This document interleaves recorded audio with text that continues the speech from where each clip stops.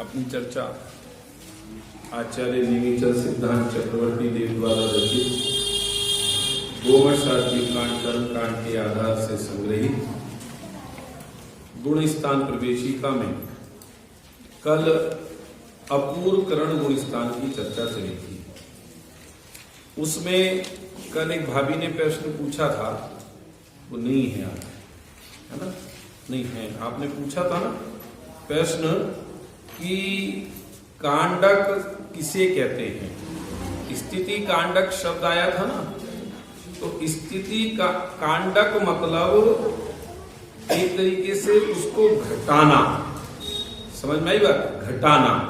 तो कैसे कि वीतराग परिणामों के निमित्त से जो कर्म बहुत वर्षों बाद उदय में आने थे, समझ में आ रही बात, जो कर्म बहुत समय के बाद उदय में आने थे उन कर्मों को पहले उदय में ले आना, समझ में आई बात। इसमें यहां परिभाषा भी दी है, क्या कहा है कि बहुत वर्षों के बाद उदय में आने योग्य कर्मों को वीतराग परिणामों के निमित्त से कम वर्षों में उदय आने योग्य बनाना, समझ में आई बात।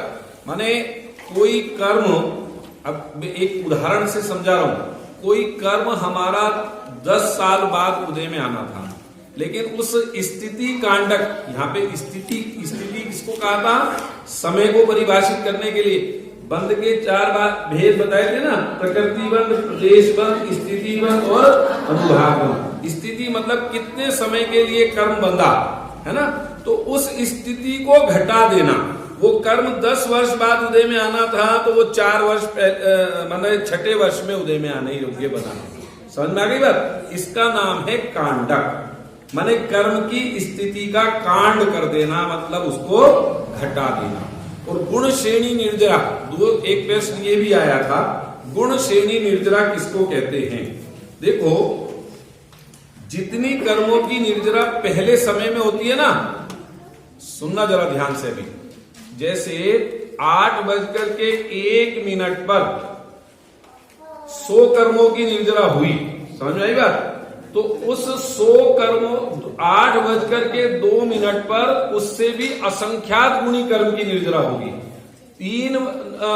8:03 पर वो जो 8:02 पर जो असंख्यात कर्मों की निर्जरा हुई ना, उससे भी असंख्यात गुणी, माने प्रति क्षण असंख्यात कर्मों की निर्जरा का होना, उसका नाम क्या है, गुण श्रेणी निर्जरा। समझ में आई बात।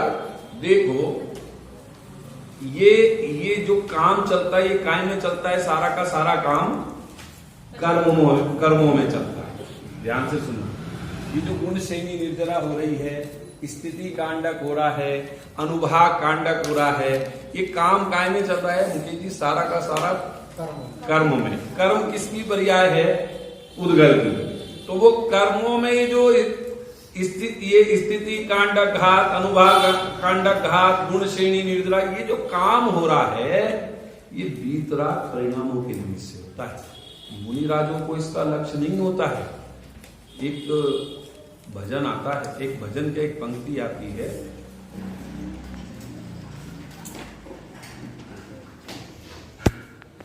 नहीं आ रही ख्याल में, मैं बताऊंगा। मुनिराज तो अपने स्वरूप में मस्त रहते हैं, और बाहर में जो कर्मों की स्थितियां बनती रहती है ना, उसके हिसाब से यहाँ पर कर्णानि योग के हिसाब से कर्मों में जो स्थिति घटती बढ़ती रहती है, वो सारा का सारा विषय गुणस्थान का है।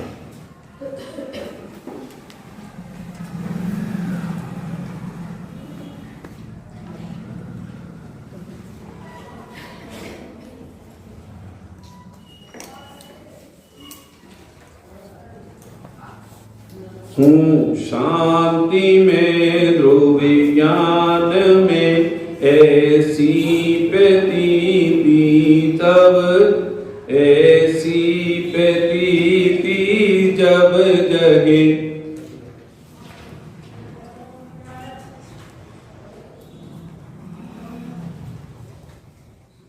प्रतीति जब जगे अनुभूति अनुभूति हो आनंद में सारी विकलता तब भगे। हूं ज्ञान दर्शन, हूं शांति में, ध्रुव ज्ञान में ऐसी अनुभूति जब जगे। हूं शांति में, ध्रुव ज्ञान में ऐसी अनुभूति जब जगे।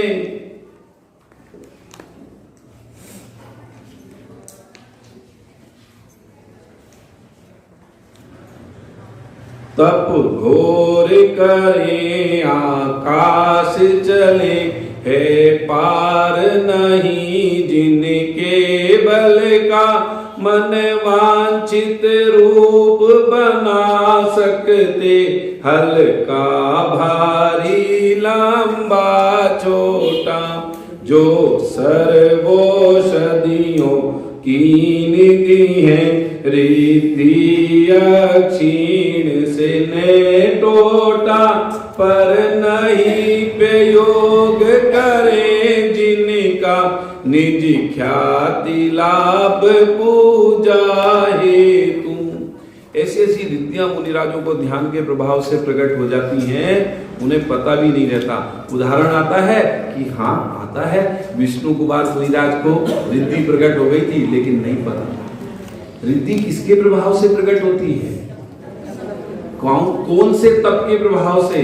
जब जीव अपने स्वरूप में रमता है, अर्थात जब जीव के वीतराग परिणाम होता है, और वीतराग परिणाम मतलब अपनी आत्मा में जब जीव लीन होता है, तब उसके ये बुद्धि रीतियां, हाँ है बुद्धि रीतियां प्रगट जिने, पर न पार नहीं जिनके बल का। अब बोलो, वो छुल्लक जी ने बताया विष्णु कुमार मुनिराज को जाकर के कि आपको रिद्धि प्रकट हो गई, विक्रिया रिद्धि। अब उन्हें पता ही नहीं। और मुनिराज कभी भी अपनी ख्याति के लिए, लाभ के लिए उन रिद्धियों का प्रयोग मन वांछित रूप बना सकते, हल्का भारी लंबा छोटा। जो सर्वौषधियों की निधि है, रिद्धि अक्षीण से न टोटा। पर नहीं प्रयोग करे जिनका, निज ख्याति लाभ पूजा हेतु। उन सम जड़ वैभव ठुकराऊं, तब होते वे मुक्ति सेतु। ऐसे ही कब बनते हैं मुक्ति के सेतु, कि जब उनके समान इस जड़ वैभव को ठुकरा दूं। क्योंकि 64 रिद्धियां मुनिराजों के होती हैं। किसके होती है 64 रिद्धियां, पता कि नहीं पता? मुनिराजों के होती है। काय के प्रभाव से? अपन कहते हैं तप के प्रभाव से। कौन से तप के प्रभाव से भाई साहब? इस स्वरूप में लीनता के प्रभाव से। क्योंकि भावलिंगी संतों को ही रिद्धियां होती है, ध्यान से सुनना। भावलिंगी संतों के ही रिद्धियां प्रकट होती है। तो ये बाहर में खेल, ये कर्मों की स्थितियां चलती। देखिए, दो तरीके से चर्चा है। अब ये गुण स्थान में कर्णानि योग में कर्म की अपेक्षा से सारा कथन चलता है। जब जीव का परिणाम ऐसा होता है तो कर्म की क्या स्थिति बनती है, जब ऐसा परिणाम होता है तो क्या स्थिति बनती है, जब ऐसा परिणाम होता है तो क्या स्थिति बनती है। तो ये इसका नाम गुण स्थान है। जब जीव के मिथ्यात्व रूप परिणाम होता है तो बाहर में किस कर्म का उदय होता है कि मिथ्या दर्शन मोहिनी का, इसका नाम मिथ्यात्व गुण स्थान। जब जीव के इन मिथ्यात्व और अनंतानुबंधी चतुष्क का उपसम 6 उपसम होता है तो कौन सा गुण स्थान होता है? बोले चौथा गुण स्थान होता है। जब 2 कसाय चौकड़ी का अभाव पूर्वक वीतरागता होती है तो कौन सा गुण स्थान होता है? बोले 5वां गुण स्थान होता है। जब 3 कसाय चौकड़ी के अभाव पूर्वक अवस्था होती है तो कौन सा गुण स्थान होता है? बोले 6वां 7वां होता है। और जब अप्रत्याख्यान संजलन कषाय का मंद उदय होता है तो कौन सा गुण स्थान होता है? बोले 7वां होता है। और मंदतम उदय होता है तो कौन सा होता है कि 8वां। और मंदतर उदय होगा तो होगा 9वां। ये सारा खेल कर्म में चल रहा है कि कर्म की अपेक्षा आपको समझाया जा रहा है कि जब जीव अपने स्वरूप में लीन होता है तो कर्मों की कैसी स्थितियां बनती हैं। समझ में आई बात की नहीं आई? तो मुख्यता किसकी? इस स्वरूप की लीनता की। देखो अभी कर्म ही दिख रहे। आपने भाभी कोई कर्म देखा आज तक? एक आध तो देखा होगा। अब सारे दिन अपन रोना एक ही बात का रोते हैं, कर्म बड़े बलवान जगत में। अपन कहते कि नहीं कहते? किसको पेरत है? कि हमें ही पेरत है। और किसको? तो आपने देखा एक आध कर्म रंग रूप कैसा हो गए? नहीं पता, नहीं देखा नहीं। और फल सब भोग रहे कर्मों का। भोग रहे कि नहीं भोग रहे? बात भी सच्ची है कि कर्म को देखा नहीं, कर्म को देखने की भी जरूरत नहीं है। कर्म की ओर देखोगे तो कभी कर्म से रहित अवस्था को प्राप्त नहीं होगे, और अपनी निज भगवान आत्मा की ओर देखोगे तो कर्म तुम्हारे पास ठहरने वाले नहीं है, थर थर कांपेंगे। ध्यान से सुनना, जो अपने पास जाते हैं कर्म भी उससे थर्राते हैं, और जो अपने पास नहीं जाते, अपने को छोड़ करके सबके पास जाते हैं, कर्म उनके पास भरपूर मात्रा में आते हैं। जैन शासन का सिद्धांत है।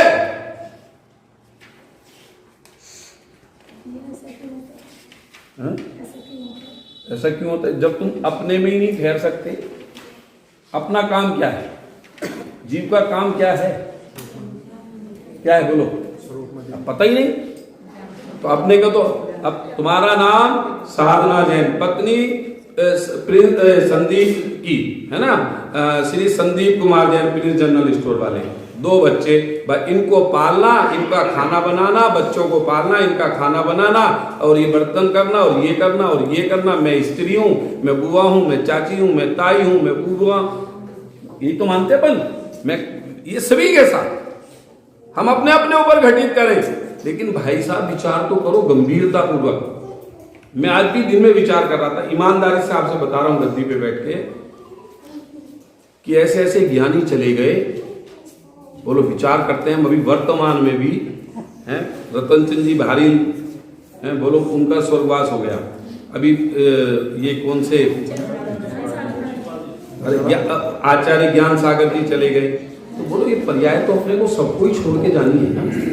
तो अपनी तैयारी कितनी है इसका मतलब ये समझो। अब अपन ने तो अपनी दिनचर्या ये मान रखी है, मैं व्यापारी हूं तो मुझे 24 घंटे व्यापार करना है, मेरे पीछे परिवार है, पत्नी है, बच्चे हैं, इनको पालना है।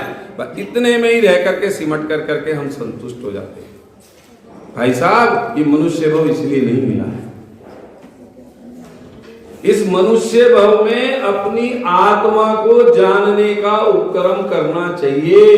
अगर अपनी आत्मा को नहीं जाना तो फिर ये मनुष्य पर्याय मिलनी दुर्लभ है। और आत्मा को जानने के लिए क्या करना चाहिए? कि ताते जिनवर कथित तत्व अभ्यास करीजे। दौलत राम जी के शब्दों में, इसलिए जिनवाणी का अध्ययन करना चाहिए, खोल करके बैठना चाहिए। टीवियों में, नाटकों में वही कथा, वही भी कथा आप देखो खोल कर करके 24 घंटे एक ही कथा है, घूम फिर कर करके मिला क्या तुम्हारे को? ये तो बताओ मुझे। गंभीरता से विचार करने की जरूरत है। जिसे गंभीरता से जिसका जीवन में विचार होगा उसका पग आगे की ओर बढ़ेगा। समझ में आई बात? तो कांडक का अर्थ समझ में आया कि नहीं आया? पीछे तक आपकी समझ में आया?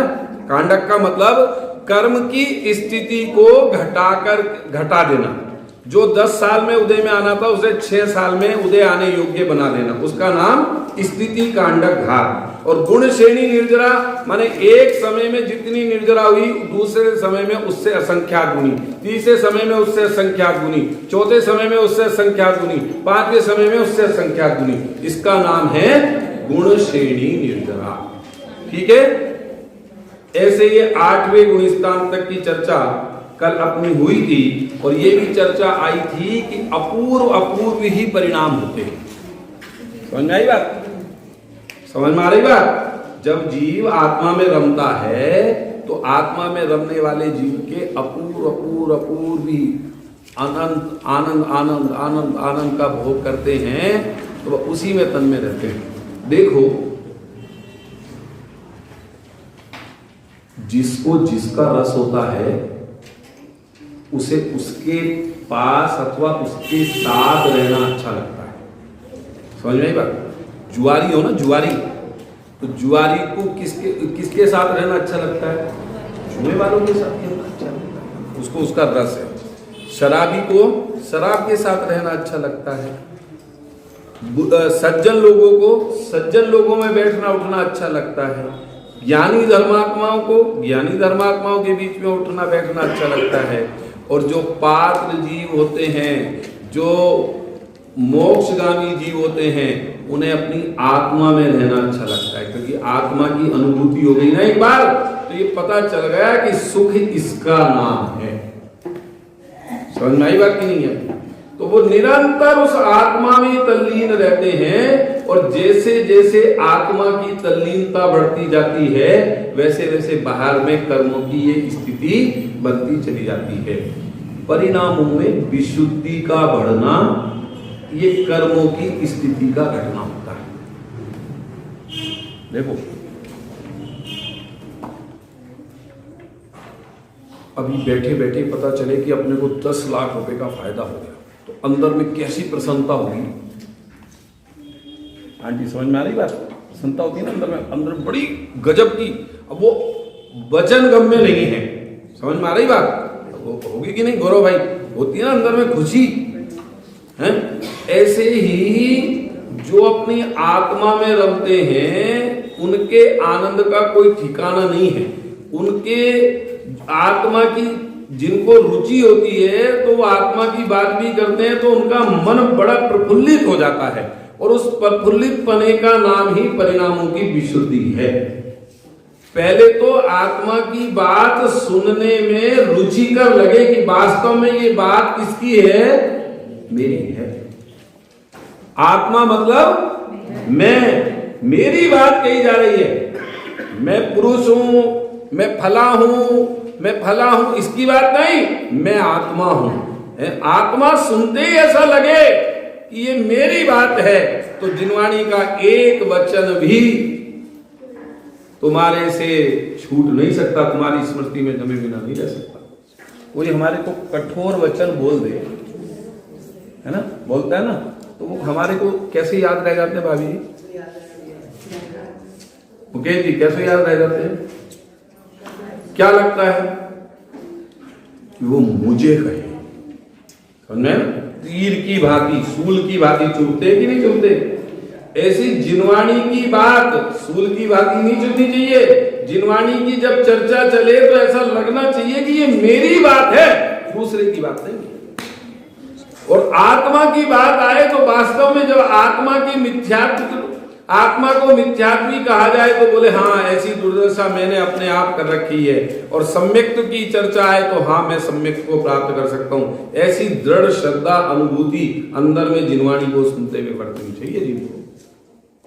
हमें लगता ही नहीं आत्मा मने मेरी बात है, आत्मा मने तो दूसरे की बात है। पंडित जी की बात होगी, मुनिराजों की बात होगी, आर्यकाओं की बात होगी, धर्मात्माओं की बात होगी, अपनी तो बात नहीं।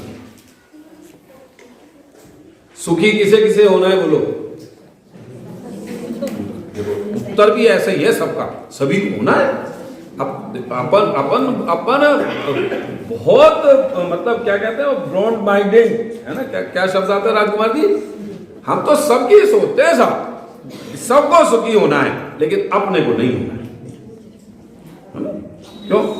ये आदिनाथ भगवान की जयमाल तो पढ़ी कि नहीं पढ़ी? पूजा करी कभी? अच्छा, वो बताना, वो उसमें वो जो जयमाल में किसके दुखों का वर्णन है? हमारे। मैंने कहा ना, हम तो सबके बाद, अरे ऊंट भैंस बलद कौन भया कि सब भले? मैं अकेला भया तो कैसे काम बनेगा भाई साहब?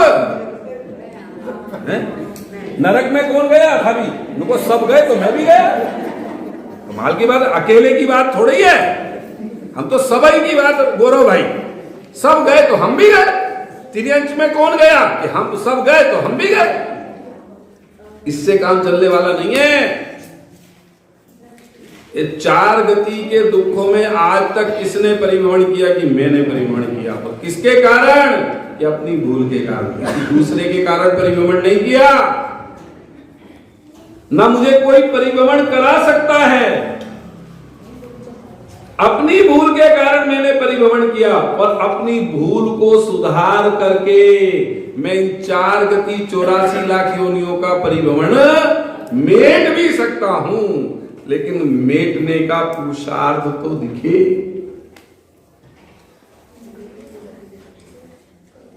कोई कह रहा था कि भाई साहब समय नहीं मिलता है। बोलो, अभी गौरव जी से कल चर्चा चल रही थी। बोले मैं आपका प्रवचन 6 घंटे कम से कम 6 बार सुनता हूं। मैंने 6 घंटे तो सुनता ही होगा कम से कम। और तो जिसे रुचि हो उसे हर स्थान पर अवसर है, और जिसे रुचि नहीं हो उसे कहीं अवसर नहीं। बोलो, किसी की किट्टी पार्टी में जाना हो तो समय है कि नहीं आपके सबके पास समय? बोले हाँ, सबके पास समय। समय कितना भी बिजी शेड्यूल हो उसमें से भी निकाल करके समय निकल सकता है। और धर्म के कार्य के लिए बोलो जरा बताओ। बोले साहब क्या करें, समय ही नहीं मिलता है, बच्चों के एग्जाम हैं, ये हैं। बोलो, अब अपन 100 बहाने। उसका कारण क्या है? कि आपकी रुचि नहीं है। शास्त्रों में कहा है रुचि अनुयायी भी है। पुरुषार्थ किसकी ओर दौड़ता है? जिधर की रुचि होती है। इसी प्रकार यहां पर 8वें गुणस्थानवर्ती मुनिराज जब अपने स्वरूप में तन में रहते हैं तो बाहर में ऐसी ऐसी कर्मों की स्थितियां बनती रहती हैं और उनके परिणामों में विशुद्धि अर्थात वीतरागता बढ़ती रहती है। अब देखिए 9वां गुणस्थान आज अपन पढ़ेंगे। अनिवृत्ति चरण गुणस्थान। आज पेज नंबर 79। आचार्य श्री नेमीचंद ने गोमटसार जीवकांड गाथा नंबर 57 में अनिवृत्तिकरण गुण स्थान की परिभाषा निम्नानुसार दी है। ठीक है, आज 9 बजे चलना है ना अपना। ठीक है भैया, चलिए। होती अणी अठिनोते पढ़िए संयम जिसमें का परिणाम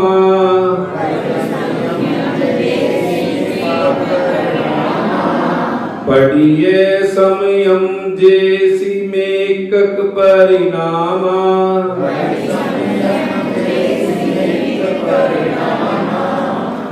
विमलय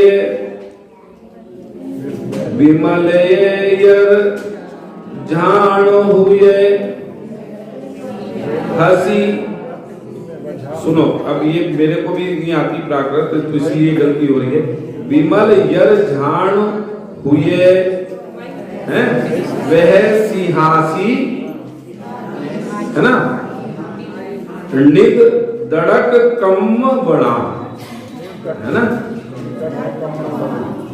अत्यंत निर्मल ध्यान रूपी अग्नि शिखाओं के द्वारा कर्म वन को दग्ध करने में समर्थ, प्रत्येक समय के एक सुनिश्चित वृत्तिगत वीतराग परिणामों को अनिवृत्तिकरण गुणस्थान कहते हैं। अत्यंत ध्यान रूपी अग्नि शिखाओं के द्वारा। कर्म का नाश किसके द्वारा होता है? अरे जोर से तो बोलो।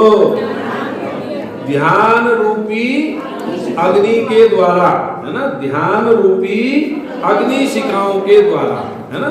मतलब शिखा मतलब समझ गए ना, जो लो उठती हैं उनके द्वारा। अपन काहे से मानते हैं? हाँ, धूप से। देखो हमारी आंटी कह रही है। अच्छा एक बात बताओ आंटी, अग्नि में धूप खेने से कर्म कटेंगे कि नहीं कटेंगे? नहीं कटेंगे, तो फिर खेते क्यों है? आप नहीं खेती हो तो आपकी बात अलग है। क्यों? विचार करना जरा गंभीरता से। मैंने अभी एक जगह का प्रसंग देखा कि पूजन करते करते सब लोग अग्नि में धूप खेते हैं, बहुत सारे लोग। तो वहां पर भी पूजन में वो अग्नि में धूप खी जा रही थी। तो एक बहन को प्रॉब्लम थी, काहे की? सांस की। वो बार बार कहती थी भैया अग्नि में धूप मत दो, मेरे को बैठना भारी होता है। मैं जगह की बात नहीं बताऊंगा, है ना, समझ में आ रही बात। तो एक दिन तो उन्होंने बंद करी। अब आप विचार करो कि संगी पंचेंद्रिय को अग्नि के में धूप खेने से अगर परेशानी होती है तो तरस और स्थावर जीवों को, जो सूक्ष्म जीव है, हम तो इतनी बड़ी नाक वाले हैं और जिनकी नाक कितनी सी है, अब उनके नाक में वो चढ़ेगी तो वे मरेंगे कि बचेंगे, हैं? और अपन क्या मान करके कर रहे हैं, वो स्वाहा क्या मान करके कर रहे कि हम धर्म कर रहे, है ना। अपन लॉजिक से समझे। बहुत सारे लोग एक कुतर्क और करते हैं, ध्यान से सुनना। बोले साहब आप अपनी घर पे अग्नि में, घर पे भी तो अग्नि जलाते हो, तो मंदिर में जलाने का में क्या परेशानी है? तो जो घर पर काम करते हैं वो मंदिर में भी करे जाएंगे, हैं? बोलो जी, जो घर के काम है वो मंदिर में करे जाएंगे। तो फिर तो ये जो छंद आता है कि अन्य क्षेत्रे कृतं पापम धर्म क्षेत्रे विनश्यति और धर्म क्षेत्रे कृतं पापम वज्रलेपो भविष्यति, फिर तो ये बात नहीं आनी चाहिए थी अनंत वीर्य जी। क्या कि अन्य क्षेत्र में किया हुआ पाप भगवान के चरणों में आकर के धोते हैं। अन्य क्षेत्रे कृतं पापम धर्म क्षेत्रे विनश्यति, धर्म क्षेत्र में आकर के विनाश को प्राप्त होता है। और धर्म क्षेत्रे कृतं पापम, विचार करो। मैं नहीं कहता कुछ भी, आप क्या कर रहे हो मुझे कोई लेना देना नहीं। देखो मैं तो एक बात पहले ही कह चुका हूं कि आपकी बुद्धि आपके साथ है। वैसे तो आप सब चतुर हो, बुद्धिमान हो, लोक में किसी से किसी भी प्रकार ठगे नहीं जा सकते हो, दूसरे को ठग करके तो ला सकते हैं। अपन सब है कि नहीं गौरव भाई, इतने तो चतुर है कि नहीं? अपन वहां तो विवेक स्थापित करते कि नहीं करते? अपना धर्म अहिंसा प्रधान धर्म है। अहिंसा में कहीं भी हिंसा को स्थान नहीं दिया। और जितनी भी अपनी पूजन पद्धति है, उस पूजन पद्धति में भी ये कहा कि जितना भी अहिंसक तरीके से उस पूजन पद्धति का पालन किया जा सके उससे करना चाहिए। आप क्या कर रहे हो इससे मतलब नहीं है। जैन धर्म का प्राण अगर कोई है तो वह अहिंसा है, ध्यान से सुनना। जैन धर्म का मूल प्राण है अहिंसा, और वह अहिंसा दोनों प्रकार की है, द्रव्य हिंसा भी और भाव हिंसा, दोनों का त्याग, उसका नाम अहिंसा है।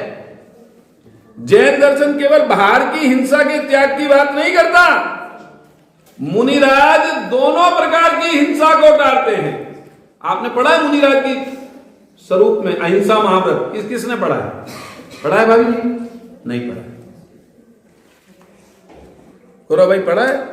षटकाय जीवने हननते सब विधि दरब हिंसा करी, अर्थात मुनिराजों का अहिंसा नाम का महाव्रत पहले नंबर पर षटकाय जीवन हननते, 6 प्रकार के जीवों की हिंसा उनके जीवन में।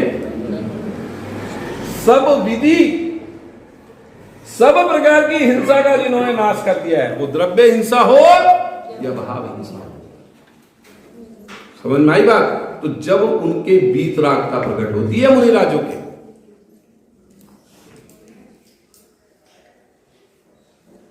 समझ में आ रही बात? सूक्ष्म से सूक्ष्म, आपको पता है पीछी किस लिए होती है मुनिराजों के पास? सूक्ष्म जीव की भी विराधना ना हो जाए। उसके आगे के पंखों के आगे का इतना कोमल भाग होता है कि सूक्ष्म से सूक्ष्म जीव भी वो उतर जाता है, मरता नहीं है, उसको बाधा नहीं पहुंचती। तो ऐसे मुनिराज जब अपने स्वरूप में गुप्त होते हैं तो उनके जीवन में वह अनिवृत्तिकरण गुण स्थान प्रकट होता है, और उस ध्यान रूपी अग्नि के द्वारा वे कर्मों की शिखा को नष्ट करते हुए बढ़ते रहते हैं। देखो, शिखाओं के द्वारा कर्म रूपी वन को दग्ध करने में समर्थ प्रत्येक समय के एक एक सुनिश्चित वृत्तिगत वीतराग परिणामों को, प्रति समय उनके परिणामों में वीतरागता बढ़ती जा रही है। समझ में आ रही बात? उसको अनिवृत्ति गुण स्थान कहते हैं। देखो अब यहां नीचे का भी पढ़ेंगे अपन थोड़ा सा। वास्तव में यह तो मात्र निमित्त नैमित्तिक संबंध की अपेक्षा असद्बुद्ध व्यवहार जैसे कथन करने की पद्धति है। सत्य वस्तु स्थिति तो यह है कि जब महामुनिराज अंतरोन्मुखी पुरुषार्थ के बल से वीतराग भाव को विशेष बढ़ाते हैं, वीतरागता उत्तरोत्तर पुष्ट होती जाती है, तब उसके निमित्त से पूर्ववद चारित्र मोहिनीय कर्म के स्पर्धक अपने आप तो कर्मों में परिवर्तन अपने आप होता रहता है जब वे अपने स्वरूप में लीन होते हैं। अपने आप स्थिति कांडक घात, अनुभाग कांडक घात, संक्रमण आदि रूप होकर निरंतर अकर्म रूप से परिणमित होते जाते हैं। अर्थात उनके कर्मों की निर्जरा अपने आप होती रहती है। कर्म को भगाने का एक ही उपाय है, केवल निजात्मा को इसी को जानना पड़ेगा। सुख और शांति की प्राप्ति करनी है तो एकमात्र यही उपाय है, और कोई उपाय है ही नहीं। आप विचार तो करके देखो, सुनना जरा, अपन एक एक दो दिन के उपवास में बिल्कुल क्या होने लगता है? पूजन करने के बाद बस सारे दिन लेटे रहने का, अथवा कुछ नहीं करने का, कुछ नहीं बोलने का, ऐसी स्थिति हो जाती है। लेकिन वे मुनिराज मासोपवासी, किसके बल पर?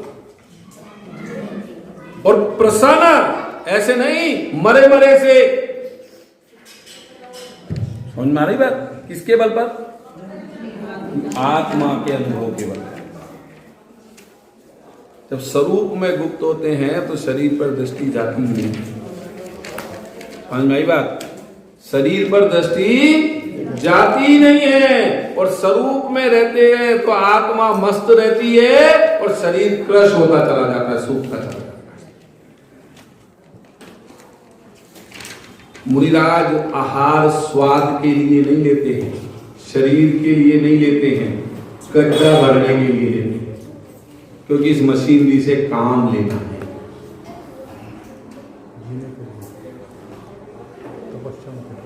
ना समझ में आई बात?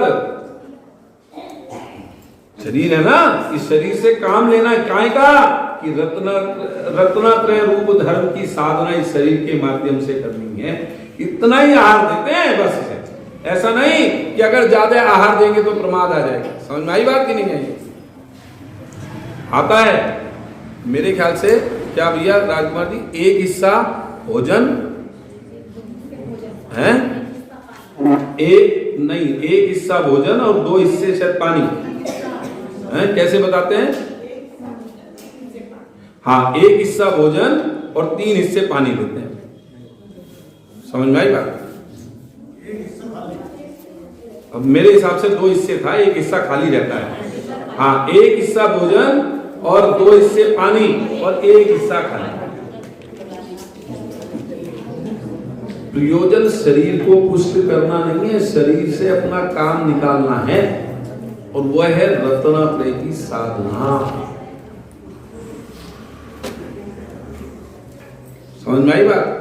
जब स्वरूप की मस्ती चढ़ती है, स्वरूप का आनंद वर्तता है, तो बाहर में बेल चढ़ जाती है तो भी पता नहीं चलता है। किसके बल पर? आप विचार करो गंभीरता पूर्वक। एक बात कह करके अपनी बात आगे बढ़ाऊंगा। चक्रवर्ती, कामदेव और तीर्थंकर, किसके बल पर उन सबको लात मारा है? विचार करो जरा। यानी इनसे भी ज्यादा आनंददायी वस्तु उन्हें मिली थी, और वह आनंदवर्धनी आनंददायिनी वस्तु थी उनकी निज आत्मा। इसलिए उस निज आत्मा का भोग करने के लिए वे जंगल गए थे। चक्रवर्ती की संपदा इंद्र सरी के भोग काक बीट समगिनत है, सम्यक दृष्टि लोग। जिसे आत्मा की ललक लग जाती है, आत्मा की लगन लग जाती है, उसे अब संसार में कुछ नहीं रुचता। इसलिए संसारी का और मोक्ष मार्गी का 36 का आंकड़ा होता है। एक बार आत्मा की रुचि लगे तो सही। वर्णी जी ने ऐसा उदाहरण दिया भाई, गौरव जी, कैसा कि आत्मा को जानने की, आत्मा का अनुभव करने की ऐसी रुचि जागृत जिनको होवे जैसे कुत्ते की खोपड़ी में कीड़े पड़ जाएं, बरसात का मौसम हो, अब उसे ना खाते चैन है, ना पीते चैन है, ना सोते चैन है, ना जगते चैन है। सुनो भाई, इधर ध्यान करो, बाद में करना। ना उसे सोते चैन है, ना खाते चैन है, ना पीते चैन है, उसका तो उस वेदना पर ध्यान है, सिर पे वो जो कीड़े पड़े हुए। ऐसे ही जिसे आत्मा की उपलब्धि, आत्मा के स्वरूप, आत्मा में रमण करने की जिज्ञासा, अनुभूति करने की भावना, रुचि जागृत हो जाती है, उसे ना खाते चैन, ना पीते चैन, ना सोते चैन, ना उठते चैन, उसका तो बस एक ही धुन कि मुझे आत्मा का अनुभव करना है। वो कैसे करना है, किस प्रकार करूं, स्वाध्याय करूं, व्रत करूं, उपवास करूं, भगवान की पूजा करूं, क्या करूं।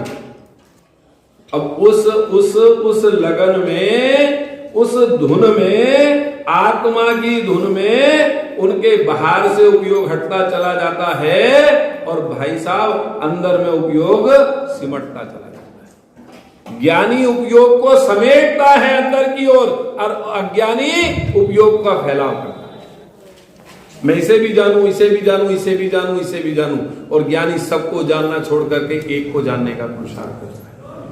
यही ज्ञानी और अज्ञानी का अंतर है। जानना किसको है? एक को जानना। ठीक है, चलिए जो पढ़ा इसमें भी है ना अगले पन्ने विशेषता, ठीक है। हाँ, अभी पढ़ेंगे, आ रहे हैं वहां पर। इसी कार्य को ध्यान रूपी अग्निशिखाओं ने कर्म बल को जला दिया, इस अलंकारिक शब्दों से आचार्य देव ने कहा है। ये तो व्यवहार से कथन है, असद रूद व्यवहार ने की अपेक्षा है कि कर्म रूपी बन को उन्होंने जला दिया। वास्तव में तो वे अपने स्वरूप में लीन हो गए और बाहर में कर्मों में अपने आप ही परिवर्तन हो गया। इस गुण स्थान में भी दो प्रकार के मुनिराज होते हैं, छपक श्रेणी वाले बोलते हैं या उपशम श्रेणी वाले। ठीक है ना। श्रेणी कौन से गुण स्थान से बनती है? 8वें से। गलत, 8वें गुण स्थान से श्रेणी मांडना प्रारंभ करते हैं मुनिराज, और 9वें गुण स्थान में भी वही मुनिराज बोलते हैं या उपशम श्रेणी वाले या छपक श्रेणी वाले। ठीक है, चलिए अब देखो इसका संधि विच्छेद किया है इस पूरे गुणस्थान के नाम का। वास्तव में इसका क्या नाम है? अनिवृत्तिकरण बादर सांप्राय प्रविष्ट शुद्धि संयत गुणस्थान इसका नाम है। इसका स्पष्टीकरण, अनिवृत्तिकरण, अ प्लस निवृत्ति अर्थात अनिवृत्ति। आ मने नहीं, निवृत्ति मने भेद, करण मतलब परिणाम, अनिवृत्त करण अर्थात भेद रहित सुनिश्चित समान परिणाम, बादर अर्थात स्थूल, सांप्राय अर्थात कषाय, प्रविष्ट यानी प्रवेश प्राप्त, शुद्धि अर्थात शुद्धोपयोग, संयत स्वरूप में सम्यक्तया लीन अर्थात भेद रहित सुनिश्चित समान परिणाम स्वरूप में सम्यक्तया लीन। ये इस गुणस्थान का शब्द का अर्थ है। ठीक है, समझ में आ गई बात। अब देखो यहां से गमन कौन से गुण स्थान में होता है? यहां से ऊपर गमन 10वें गुण स्थान में होता है और नीचे की ओर आगमन 8वें गुण स्थान तक में होता है। एक क्रम और आता है कि 11 गुण स्थान से अगर कोई जीव 11वें गुण स्थान से गिरेगा तो वो क्रम से गिरेगा 7वें तक। 7वें के बाद अक्रम हो सकता है, 11वें से 10वां, 10वें से 9वां, 9वें से 8वां, 8वें से 7वां, 7वें से अक्रम हो सकता है। और मरण की अपेक्षा अगर कोई जीव इनमें से मर जाए तो उपशम श्रेणी वाले का ही मरण हो सकता है। मुनिराज का अगर मरण हो जाए तो वे विग्रह गति में सीधे 4थे गुण स्थान में जाएंगे। ऐसा आएगी। चलो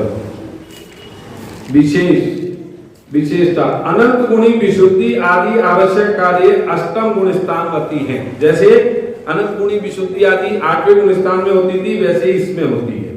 ठीक है। चारित्र मोहिनीय कर्म बादर कृष्टि से सूक्ष्म कृष्टि रूप परिणमित होता है। इस कृष्टिकरण से सूक्ष्म लोक कषाय के बिना शेष 20 चारित्र मोहिनीय प्रकृतियों का उपशम अथवा क्षय होता है।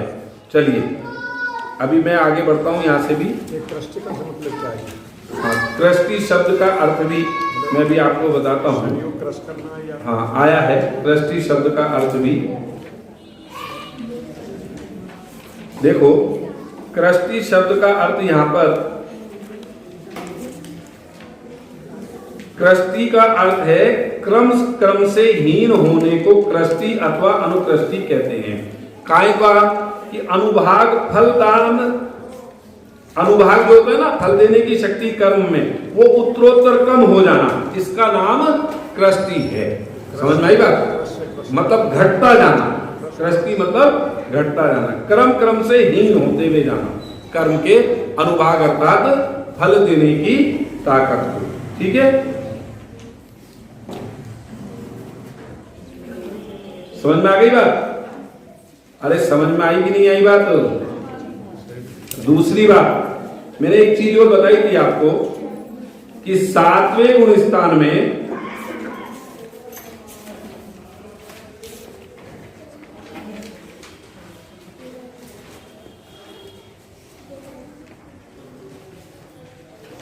देखो 7वें गुण स्थान में जो संजुलन कषाय का उदय मुनिराज के होता है वो मंद होता है। ठीक है, 8वें गुण स्थान में जो मुनिराज के संजुलन कषाय का उदय होता है वह बताया था मंद तम, और 9वें गुण स्थान में मंद तर। समझ में आ गई बात? अरे समझ में आई कि नहीं आई बात?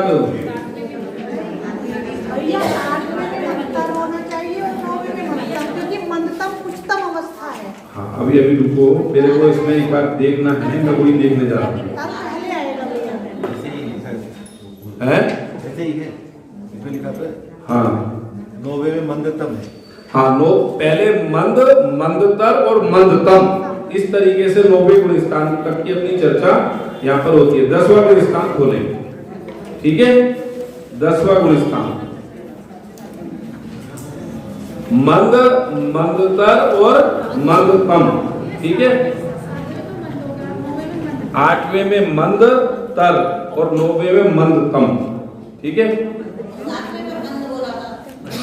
मंद उदय, 8वें में मंद तर, सूक्ष्म सांप्राय। देखो यहाँ पर सूक्ष्म सांप्राय का मतलब है यहाँ पर सूक्ष्म लोभ का उदय है ना। ऐसा कोई मुनिराज के सूक्ष्म लोभ वहां पर अबुद्धि पूर्वक चलता है ये कार्य कर्मों में। समझ में आई बात? वो तो अपने स्वरूप में ही लीन रहते हैं, कोई ऐसे उनके लोभ कषाय बाहर में व्यक्त होती हो ऐसा नहीं है। समझ में आ गई बात?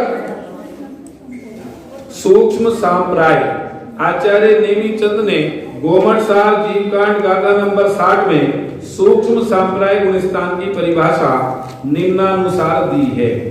अणुलोहम वेदंतो, अणुलोहम वेदंतो, जीवो उपसामगो वै खवगोवा,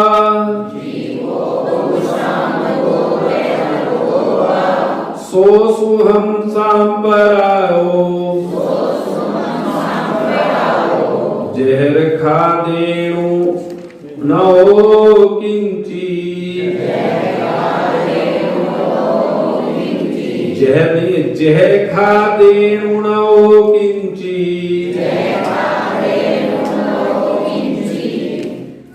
धुले हुए कौसुंबी वस्त्र की सूक्ष्म लालिमा के समान सूक्ष्म लोभ का वेदन करने वाले उपशमक अथवा छपक जीवों के यथा क्या चारित्र से किंचित न्यून वीतराग परिणामों को सूक्ष्म सांप्राय गुण स्थान कहते हैं। देखो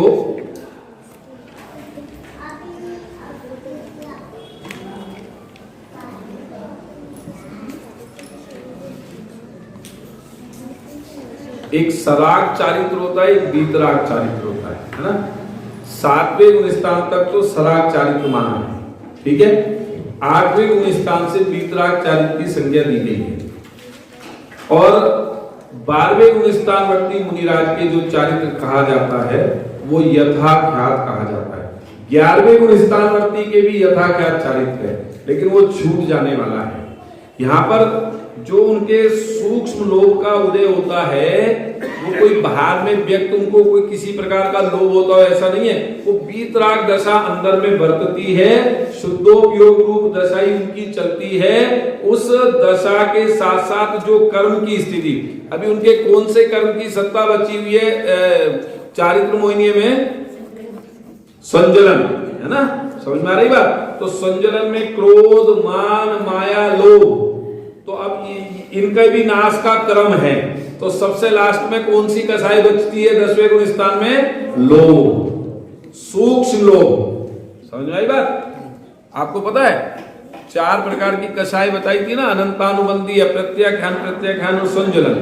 तो इनके लिए भी आता है ना, अनंतानुबंधी के लिए क्या उपमा दी कि जैसे आपने पत्थर पर रेखा खींच दी, ठीक है? समझ में आई बात? अब प्रत्याख्यानावरण के लिए क्या काय में आ गई? ऐसी कसाई होती है पत्थर पे रेखा खींच दी, मतलब इतनी कठोर अनंत संसार का माने वो मिटेगी, वो उतना ही पत्थर कटेगा तब मिटेगी। और अब प्रत्याख्यानावरण कसाई माने मिट्टी में आपने रेखा खींची, प्रत्याख्यानावरण कसाई मानी रेत में आपने रेखा खींची, और संजलन कसाई ऐसी होती है जैसे पानी में आपने रेखा खींची, इधर हुई और इधर वो समाप्त होती चली जाती है। तो आगे ये क्रोध, मान, माया तक इनका सबका नाश होते चला जाता है, और 10वें गुण स्थान के अंत समय तक कौन से कर्म का उदय रहता है? केवल सूक्ष्म लोभ का, वो भी संजलन संबंधी, है ना? वो भी संजलन संबंधी, ठीक है? देखो इसमें लिखा ना, इसका पूर्ण नाम सूक्ष्म सांप्राय प्रविष्ट शुद्धि संयत है। उपशम और छपक श्रेणी की अपेक्षा इसके तत्व संबंधी 2 भेद हैं, उपशमक सूक्ष्म सांप्राय और छपक सूक्ष्म सांप्राय। मतलब उपशम जो कर्मों को दबाता हुआ चल रहा है वो उपशम श्रेणी वाला जीव है, और जो कर्मों का क्षय करते हुए चल रहा है वो छपक श्रेणी वाला जीव है, नाश करते हुए चल रहा है। ठीक है, यहां तक तो बात समझ में आ रही होगी गौरव भाई? आ रही है समझ में? उपशम वाला मतलब जो कर्मों को दबाते चल रहा है, वो जो कर्मों को दबाते हुए चल रहा है वो 11वें गुण स्थान में जाएगा, और जो कर्मों का क्षय करते हुए जा रहा है वो सीधा 10वें से 12वें में जाएगा। समझ में आ गई बात? और 11वें में जाने वाला जीव नियम से नीचे गिरता है, ये नियम है। 11वें गुण स्थान में जाने वाला जीव नियम से गिरता है, और 12वें गुण स्थान में जाने वाला जीव गिरता नहीं, वो तो सीधा मोक्ष को प्राप्त करता है, निर्वाण की प्राप्ति करता है। समझ में आ गई बात? सूक्ष्म सांप्राय प्रविष्ट शुद्धि संयत स्पष्टीकरण।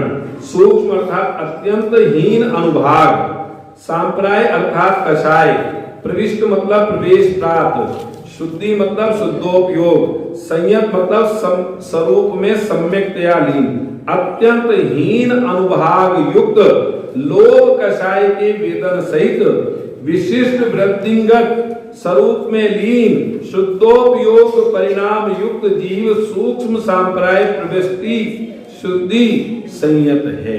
समझ में आ गई बात? मतलब बहुत सूक्ष्म लोभ का उदय होता है, वास्तव में वे करते तो अपने स्वरूप का वेदन ही है, कोई उनके व्यक्त रूप में तो दिखता है नहीं, लेकिन वो उनके लोभ कर्म की अपेक्षा, कर्म की सत्ता की अपेक्षा 10वें गुण स्थान तक सूक्ष्म लोभ का उदय जीव के रहता है। ठीक है? काल, उत्कृष्ट काल अंतर्मूलक और मरण की अपेक्षा जघन्य काल मात्र एक समय। इस 10वें गुण स्थान में भी जीव का मरण हो सकता है, और मरण के बाद अगर वो जाएगा तो 4थे गुण स्थान में जीव जाता है विग्रह गति में।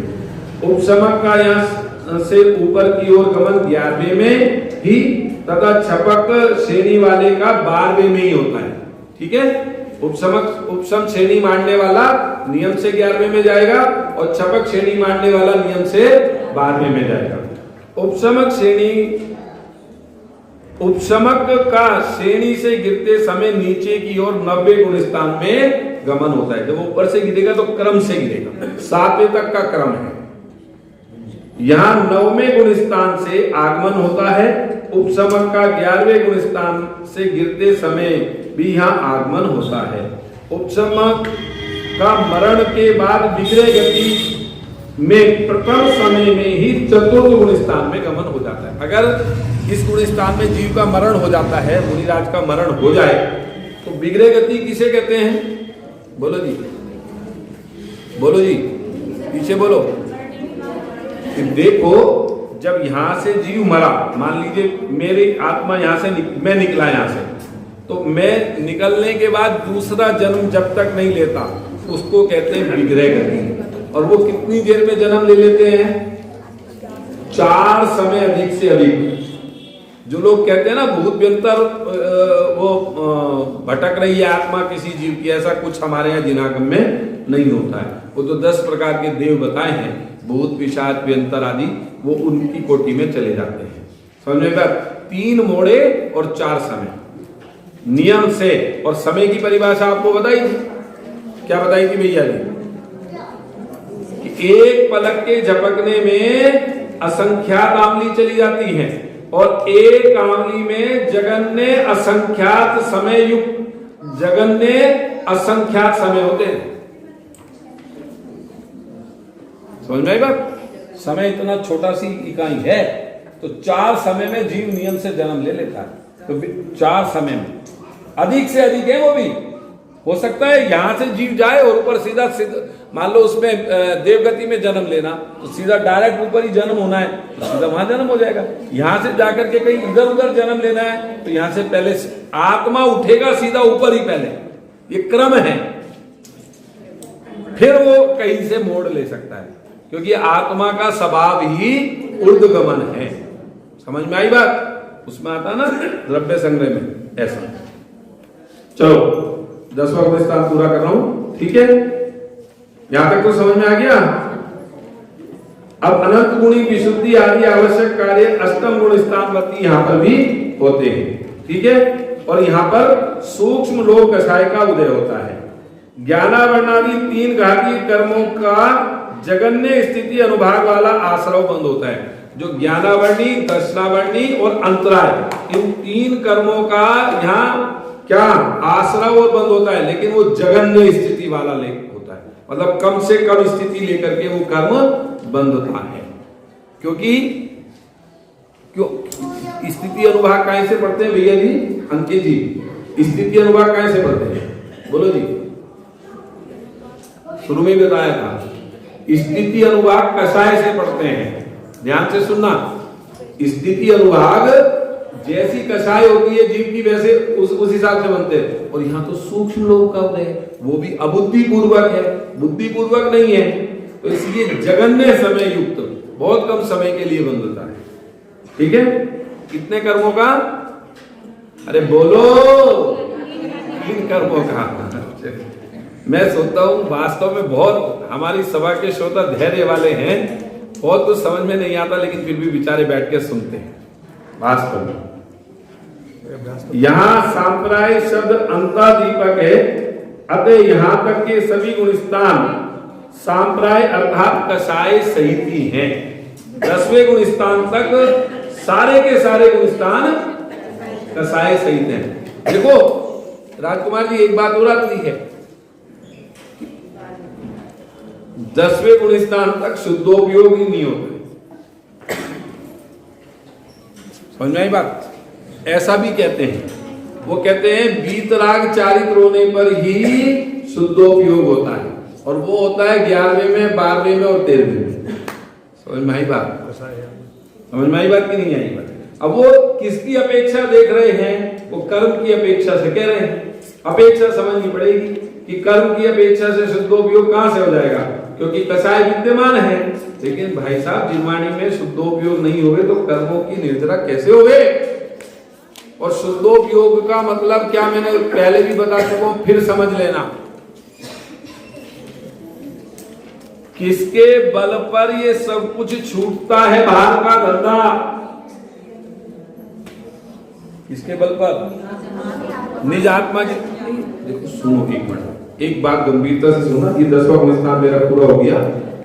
10वें गुण स्थान तक के जितने भी गुण स्थान है वे कषाय सहित होते हैं। मुझे एक चीज बताओ, बाहर तो इतने अच्छे अच्छे व्यंजन, पकवान, सब 5 इंद्रिय के विषय भोग, इन्हें जीव छोड़ता किसके बल पर है?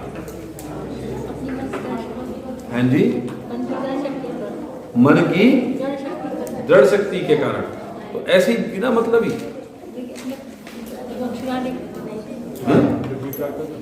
देखो, आपने बात तो सही की कि अब देखो भाई,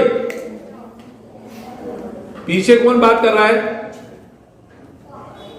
भाभी ने कहा हमारी कि मन की दृढ़ शक्ति के कारण जीव इनको छोड़ता है ना, 5 इंद्रिय के विषय को। तो छोड़ता क्यों है भैया, ये तो बताओ, मिला क्या?